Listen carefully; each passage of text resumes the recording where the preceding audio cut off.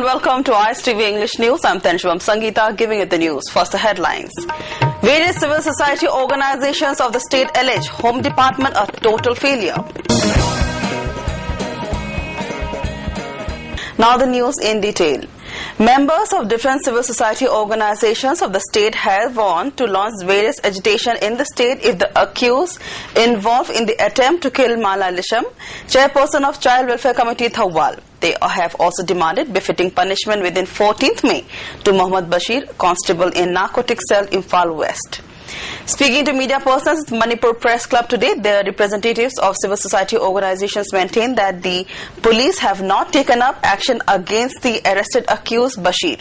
Members of All Manipur Nupimarup, National Federation of India Women, Organization for Development and JAC formed in connection with the life attempt on Mala were also present.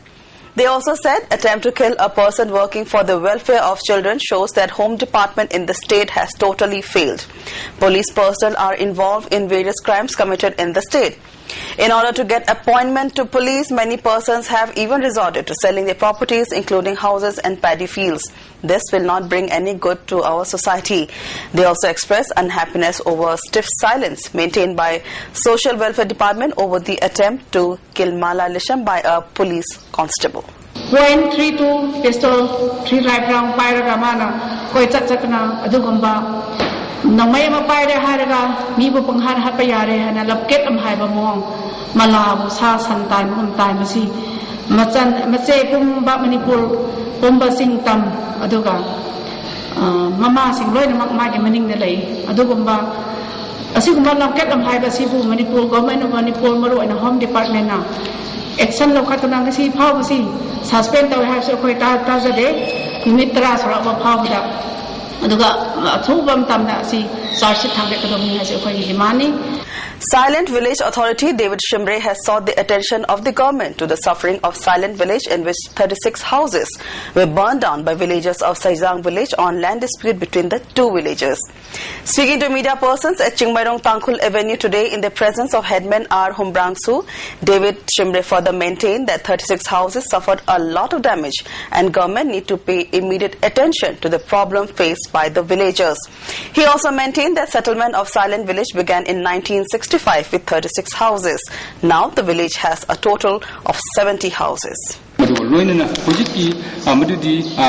Cabinet decisions date 6/5/2013 da cabinet decisions lokiba lam asi dispute leni haibisi koi yajati maramdi ikoi si chumna icham chamna hinjaba khungam amani roinina hoji asida mokhina dispute leni haina masidi yum sabiyaro adu tobiyaro haibisi bo khunji hoidi madudi yadi aduga roinina government na natrasu sabidra batarsu ikoi organizations lady ba khudi mangsu changdaraga ikoi yumse sajagani haibisi ikoi gi aningmuni amasu arepa decision madu roinina ikoi gi yumai thagiba asi ikoi 36 houses si punna ikoi thagibani haibisi ikoi asengma ni haibisi mayamni pomda si thamjabani.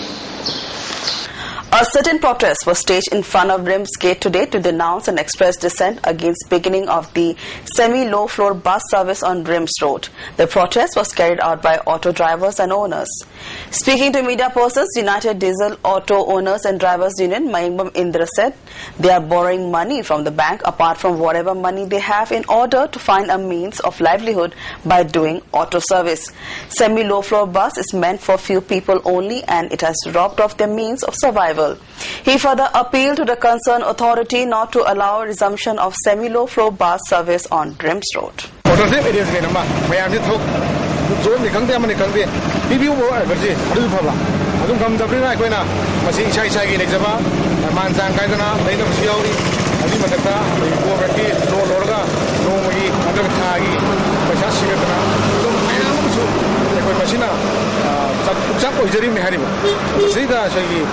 local service essential phojina ekoi da thabak tawjariba self employment oina thabak tawjariba naharo hallo mayam jingsa achok basai thiang ma bisela kada base masi mangjung na nai koina masi local service essential phosi ekoi yajaning de.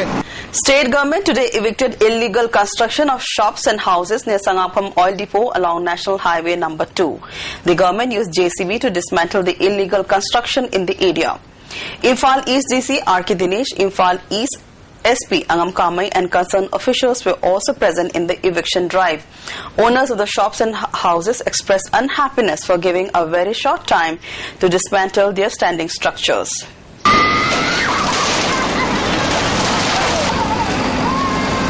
Students' Union of M. Tomcho Higher Secondary School, Mayang, Imphal has expressed strong displeasure over sending former principal H. Ranjit as principal yet again to the school. Speaking to media persons, they maintain saying sending of a former principal to the school again and again is an act of insult and disregard for the students of the school. The action of the government is tantamount to not paying any heed to the demands of the students. They also allege that Ranjit is involved in corruption and mismanagement of money and has failed to take up any developmental works for the school. Despite repeated reminders to Education Department not to send him to the school, yet the authority failed to respond positively so far. The students also maintain that during his stint as principal, he took excess money for admission and made 2 identity cards for students. They also warn that they will embark on intense agitation if the demands is not met at the earliest. Mamang deso, masing maksu kay gumba, endom higher secondary mang Imphal ge students na Hazranjit mafam ay tanglak na bahay na boycott taw na thamle. Kay gumba masigi mayokta hanjan tanglak pata agade mathang kilometer ko kota case taw juragane. A discussion on the ill effects of drugs and other intoxicants was held at Utlau Awang Lekai Community Hall, which was jointly organized by Amada and Utlau Nisa Thingba Apun Balup. The meet was attended by Zilla Parishad member of Utlau Pukhrambam Sanjanbam, Dr. T.H. Ramabai, President of Amada Mayai Loisang, Y. Sundari Lema, and former senior lecturer at DM College Nomaithem Maniton and others. MLA Nauria Pakhanglapa Assembly Constituency R.K. Anand has observed that due to the taking up of developmental works from time to time in Malom area, the residents are facing immense problems and sufferings. He made this remark in connection with the handing over of Laningtho Khunjauba Sanglin and laying the foundation stone for the market shed cum community hall. The gate of the Sanglin was constructed under local area developmental fund of MLA. The market shed will be constructed under the funding from Manipur Development Society. He also assured to extend remaining financial assistance for the completion of the market shed.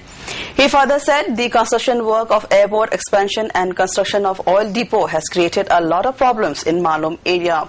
He also sought the attention of government to the plight of the people of the Malom.